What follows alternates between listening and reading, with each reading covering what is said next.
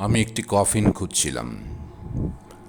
কাঁটাবনের মজনু মিয়া বলল সে এত বড় কফিন বানাতে পারবে না যেখানে মুক্তিযুদ্ধকে শুইয়ে রাখা যায়। আমি একটি পাথর খুঁজছিলাম। পাহাড় আমাকে বলল তার শরীরে এমন জায়গা নেই যেখানে জাতীয় সঙ্গীতকে পুনরায় লেখা যায়। আমি একটি কবর খুঁজছিলাম।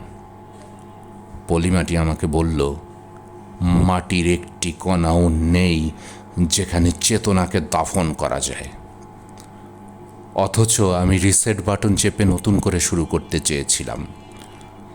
ভুলে যেতে চেয়েছিলাম পদ্মা, মেঘনা, যমুনা, তোমার আমার ঠিকানা ভুলে যেতে চেয়েছিলাম।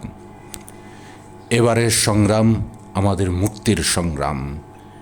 মিশে যেতে চেয়েছিলাম ভিড়ে, যেভাবে ওরা খুব সহজেই মিশে যায়। আমি একটি পাঠশালা খুঁজছিলাম যেখানে কেউ পড়ায় না, শুধু কিছু শকুন শেয়াল শেখায় নতুন ইতিহাস। স্বপ্নে আমার পিতা এসে আমাকে তিরস্কার করল। আমি একটি আকাশ খুঁজছিলাম যেখানে নোবেল শান্তির পায়রা ওড়ানো যায়। সারাটা আকাশ ভেঙে তখনই প্রতিবাদের বৃষ্টি নামল।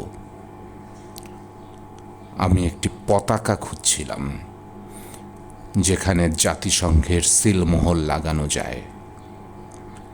বদ্বীপের সমস্ত হাওয়া কার্বন হয়ে আমাকে গ্রাস করতে এলো। আমাকে কেউ পাল্টাতে দিল না।